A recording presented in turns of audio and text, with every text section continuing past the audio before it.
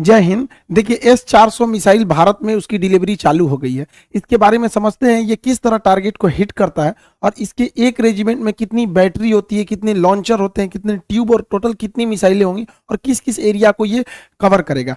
रूस ने अपनी सेना में 2007 में S-400 मिसाइल को शामिल किया था। ये हवा से आने वाली भी किसी भी खतरे को मार के गिरा सकता है, 400 किलोमीटर दूर ही गिरा सकता है, चाहे वो बैलिस्टिक मिसाइल हो, क्रूज मिसाइल हो, हेलीकॉप्टर, जहाज, ड्रोन, किसी भी तरह के एरियल टारगेट को ये खत्म कर सकता है। 2018 में व्लादिमीर पुतिन का भारत में जब दौरा हुआ तो उस दौरान भारत ने 40,000 करोड़ की लागत से S-400 एयर डिफेंस मिसाइलों को खरीदा था। इसमें टोटल 5 रेजिमेंट को शामिल किया गया। 5 रेजिमेंट के लिए ये सौदा किया गया था। एक रेजिमेंट जो है वो मतलब एक मिसाइल की रेंज 400 किलोमीटर, तो आगे पीछे दोनों 400 किलोमीटर, तो हम लोग 2 रेजिमेंट पाकिस्तान की ओर खड़ा करेंगे, 2 रेजिमेंट चाइना की ओर खड़ा करेंगे और एक रेजिमेंट को हम लोग दिल्ली और उसके आसपास के एरिया को हम लोग सिक्योर करेंगे। अब ये समझते हैं ये मिसाइल काम कैसे करता है। देखिए इस मिसाइल में ये अकेला मिसाइल नहीं, इसमें कई तरह के रडार, कई तरह के मिसाइल लगे होते हैं। कुछ दूर मार करने वाले होते हैं, कुछ ऐसे मिसाइल होते हैं जो बहुत नीचे तक उड़ के मारते हैं, कुछ बहुत ज्यादा हाइट में जाते हैं। इसमें सबसे बड़ा चीज जो होता है वो रडार ये होता है सर्विलांस रडार। ये रडार बहुत ही बड़ा होता है साइज में। यह रडार 600 किलोमीटर दूर तक निगरानी रख सकता है, लेकिन इसके मिसाइलें मारने की क्षमता 400 किलोमीटर है, तो देख तो लेगा आपको 600 किलोमीटर पे, और ये किसी भी तरह के स्टील्थ जहाज को देख सकता है। ये अभी जो इसका एडवांस वर्जन है जो भारत को मिल रहा है वो दुनिया का सबसे तगड़ा स्टील जहाज F-35 को भी पकड़ लेगा और F-22 को तो कैसे भी देख लेगा, यानी इसके पे छुपना नामुमकिन है। 600 किलोमीटर से देख लेगा और जैसे 400 किलोमीटर के दायरा में आएंगे हमला कर देगा। ये क्या करता है, 80 टारगेट को एक साथ देखता है, लेकिन ये हमला नहीं करता है। जब देख लेता है कि ये 400 किलोमीटर के दायरे में आ गए तो ये बता देता है फायर कंट्रोल रडार को। अब मिसाइल को आदेश देती है, ये निगरानी करेगा ये, क्योंकि इसकी क्षमता बहुत दूर होती है, 600 किलोमीटर तक निगरानी करेगा। और जैसे निगरानी हो गया ना, ये कह देता है कि देख तुम इसको नजर रख, हम बाकी को खोजते हैं।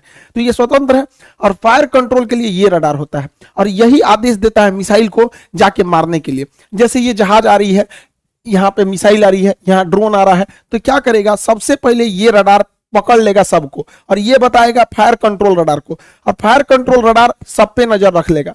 फायर कंट्रोल रडार नजर रख लिया, अब ये क्या करेगा, इनको छोड़ देगा, दूसरे को टारगेट को छोड़ देखेगा यहाँ पर, और ये फायर कंट्रोल रडार मिसाइल को आदेश देगा कि तुम इसको मार दो, ये वाली मिसाइल इसको मार दो, ये वाला इसको मार दो, मिसाइल को आदेश देगा ये। अब मिसाइल को जो आदेश दिया गया वो मिसाइल जाके मारा कि नहीं मारा इसको देखने के लिए कमांड पोस्ट नाम का ये ट्रक होता है। इस ट्रक के ऊपर रिसीवर रडार होते हैं, ये देखते हैं सब कि मारा कि नहीं, निशाना ठीक लगा कि नहीं लगा। अगर नहीं लगा तो एक और मिसाइल मार देता है। S-400 जब भी मारता है तो 2 मिसाइल एक साथ मारता है, एक तो से मिस होगा तो दूसरा वाला उसको हिट कर देता है। इसके ट्रक के अंदर, भले बाहर से आपको ये भद्दा दिख रहा होगा, अंदर से पूरा सिस्टम है, यही कंट्रोल करते हैं। अगर मिस हो गया तो दोबारा मारेंगे लोग उसको, किसी को बचने नहीं देंगे। अब यहाँ एक स्लाइड में आप पूरा समझिए। देखिए ये है सर्विलांस रडार, ये 600 किलोमीटर तक नजर रखेगा। जैसे टारगेट में आएंगे ये क्या करेगा, ये इसके अंदर बैठे लोग तुरंत इसको कमांड पोस्ट को इसको दे देंगे, फायर कंट्रोल वाले को, और ये लग जाएगा अब नए जहाज, नए ड्रोन को ढूंढने में, क्योंकि इसने हैंड ओवर इसको कर दिया। ये आदेश देगा मिसाइल को कि जाके मार दो, मिसाइल जाके इसे मारो। मिसाइल 2-2 निकलती है, क्योंकि एक अगर छूट गया तो दूसरा जाके मारेगा। अब इससे बचना नामुमकिन है। क्योंकि इसकी रफ्तार जो है वो मतलब 15 मेक की है। 15 मेक का मतलब होता है 5 किलोमीटर प्रति सेकंड। 1 सेकंड में 5 किलोमीटर जा सकता है, और दुनिया का कोई ऐसा जहाज नहीं है जो 1 सेकंड में 2 किलोमीटर भी जा सके। अभी मैक्सिमम 3 मेक की जहाजें आई हैं, यानी 1 सेकंड में 1 किलोमीटर। तो सबसे तेज जहाज भी है ना, तो 1 सेकंड में 1 किलोमीटर जाएगा, और 1 सेकंड में 5 किलोमीटर जाएगा। तो बचना तो नामुमकिन है। और रडार देख रहे हैं, 2 रडार रखा है, एगो फायर कंट्रोल वाला रखा है, एगो बड़का रखा है, भागने ही नहीं देगा। और ये कमांड पोस्ट में लोग देखेंगे कि टारगेट लगा कि नहीं लगा, नहीं लगा तो फिर से मिसाइल मारेंगे लोग। इस तरह से इसे कंट्रोल किया जाता है। अब यहाँ पे आप एक इस तरह समझिए, ये है मेन सिस्टम। ये 5 मिनट में तैयार हो सकता है ये पूरा का पूरा, क्योंकि ये ट्रक पे रहता है। लगाइए, इसको कोई बिजली उजली की जरूरत नहीं, सारा चीज ट्रक पे, जनरेटर वनरेटर सब रखे हैं सब यहाँ पर। ये है मेन रडार, ये यहाँ से सिग्नल छोड़ा, आई पकड़ लिया, इनको पकड़ लिया। अब ये क्या करेगा, कमांड भेजेगा इसको, फायर कंट्रोल रडार को। फायर कंट्रोल रडार मैसेज देगा मिसाइल को, अब मिसाइल जाके इसको हिट कर देगी। जैसे मिसाइल इसको हिट करेगी, यहाँ पर है कंट्रोल कमांड पोस्ट, देखेगा हिट हो गया कि नहीं, वरना इसके रडार में दिखेगा, चेक करेगा कि दोबारा तो नहीं दिख रहा है, दोबारा दिख रहा है मतलब बच गया। अगर बच गया तो दोबारा मिसाइल मारेगा, ब्लास्ट हो गया तो कोई दिक्कत ही नहीं। तो काफी कॉम्प्लिकेटेड सिस्टम है, लेकिन 5 मिनट के अंदर अंदर ये रेडी हो सकता है फायर के लिए। इसे कहीं भी ले जाया जा सकता है, पहाड़ पे ले जाइए, बर्फ में ले जाइए, गर्मी में ले जाइए, ठंडी में, कहीं ले जाइए, कोई दिक्कत नहीं होता, ये हर मौसम में रेडी हो सकता है। अब इसमें समझते हैं कितने लॉन्चर, बैटरी, ये सब चीजें होते हैं।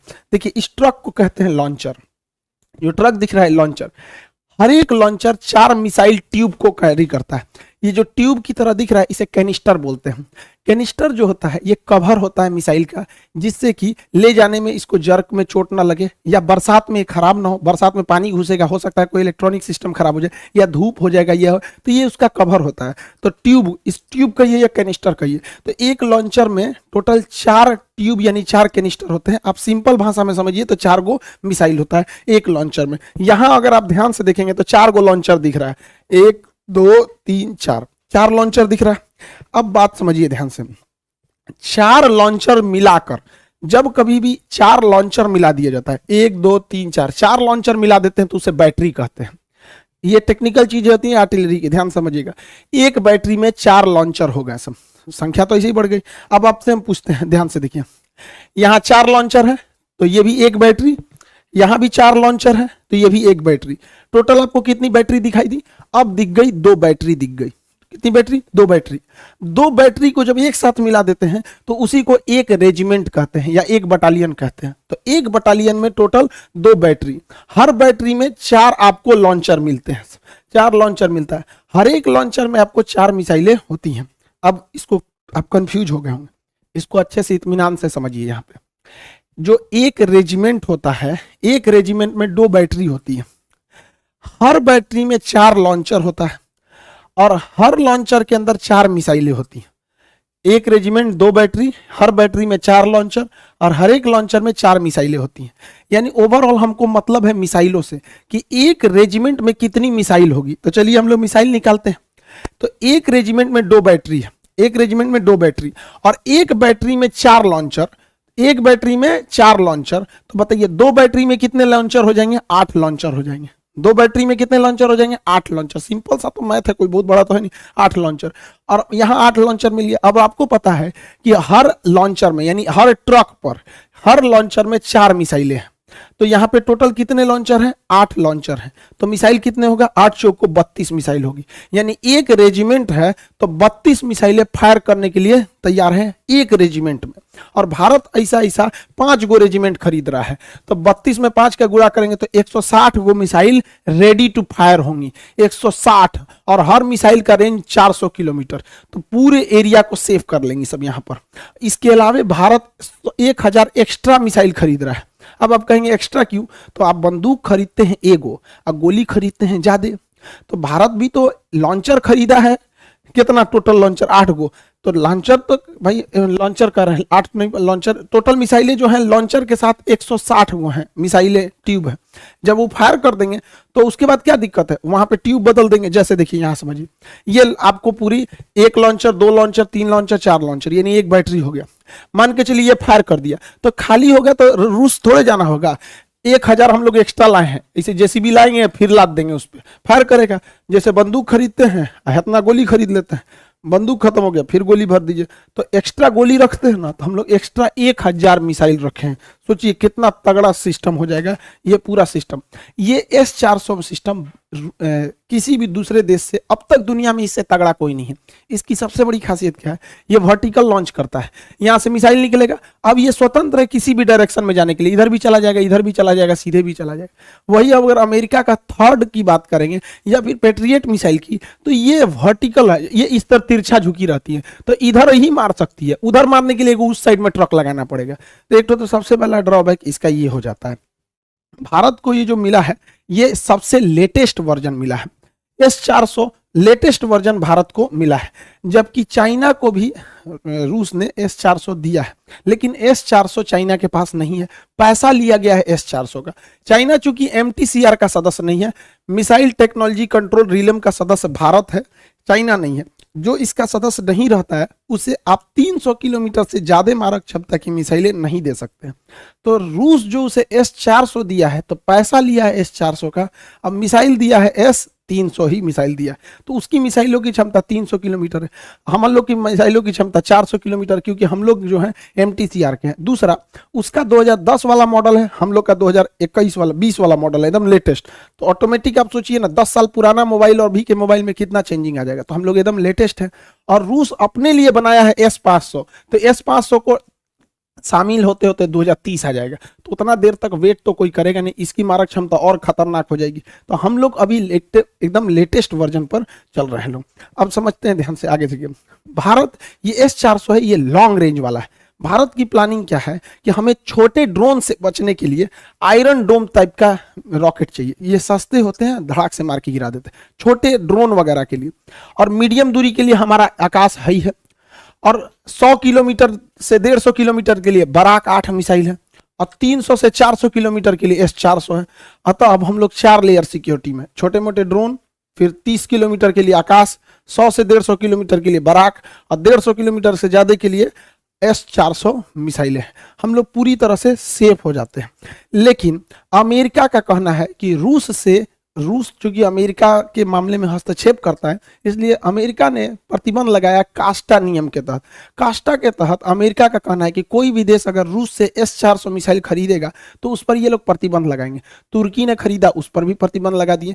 चाइना ने खरीदा, उस पर भी प्रतिबंध लगा दिए।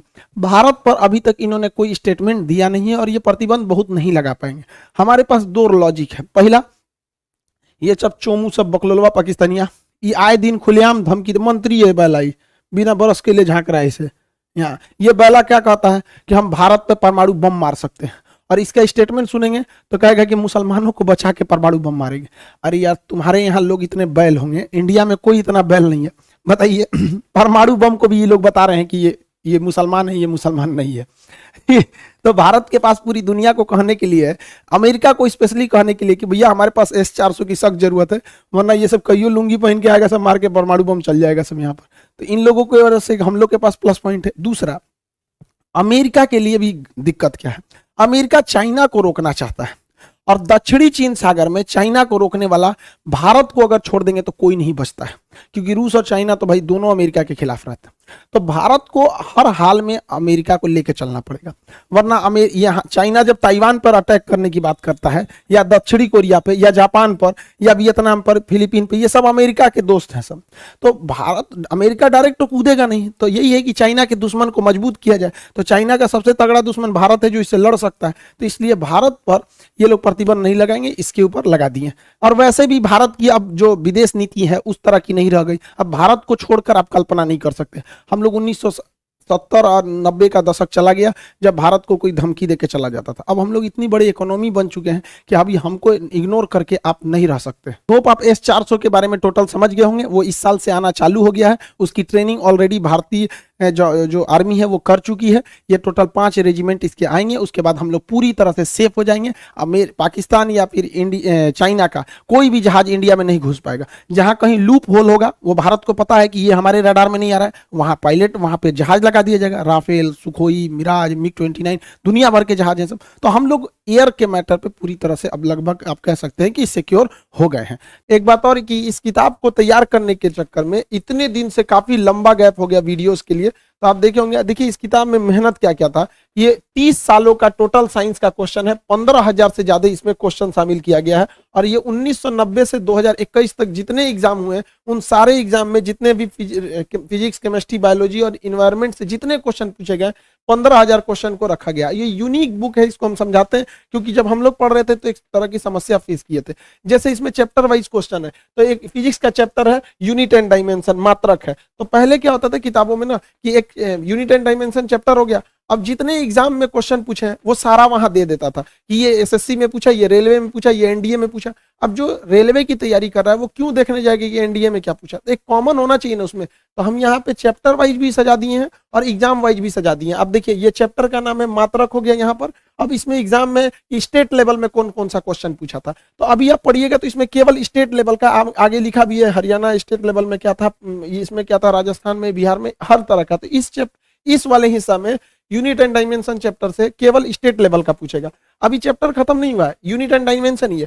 टीईटी में किस टाइप का क्वेश्चन पूछता है, इस चैप्टर से यूपीएससी, सीसेट या आरएएस इस सब टाइप में किस तरह के क्वेश्चन पूछता है, पीसीएस लेवल में। अभी उसी चैप्टर में यहाँ पे दे दिया है कि रेलवे में किस टाइप का क्वेश्चन पूछता है। अभी ये एग्जाम, ये चैप्टर अभी वही चल रहा है, लेकिन बदल गया कि हाँ रेलवे में ये पूछेगा, विथ डेट और टाइमिंग के साथ भी है, आप इसको मिला भी सकते हैं। यहाँ पर आगे बढ़ेंगे तो यहाँ लिखा है एसएससी में किस टाइप का क्वेश्चन पूछा है, तो आपको पैरेलली पता भी चलेगा। अभी चैप्टर एक ही है यहाँ पे, इसमें एसएससी में क्या पूछ दिया यहाँ पे, फिर एनडीए एयरफोर्स में क्या पूछ रहा है।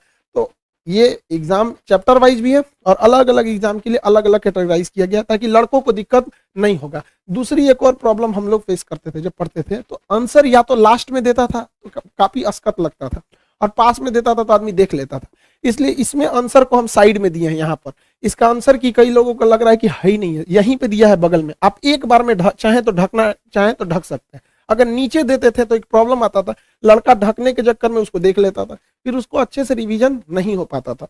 अभी यहाँ है कि इसका प्राइस के चक्कर में, देखिए अभी कोयले की शॉर्टेज थी, इसको लेकर कई सारी चीजें महंगी हो गई थी, तो पेपर भी काफी महंगा हो गया था। तो इस बार भी हम लोग पूरी कोशिश की है कम से कम रखने की। पेज 616 पेज की किताब है, 15,000 क्वेश्चन 1990 से लेकर 2021 तक का, यहाँ 15,000 क्वेश्चन 30 सालों के 180 रुपए में आपको मिल जाएगी। अगर आप दूर दराज के नहीं है, मतलब ठीक ठाक है, आप मतलब पटना में 180 में इजीली आपको अवेलेबल मिल जाएगा। ये किताबें आपका हर जगह भेज दिया गया इस किताब को, आप इनको जितना जल्दी ले लेंगे, वरना शॉर्ट हो जाएगा तो फिर दिक्कत आ जाएगा। आई होप आप सब समझ गए होंगे। मिलेंगे नेक्स्ट क्लास में। जय हिंद।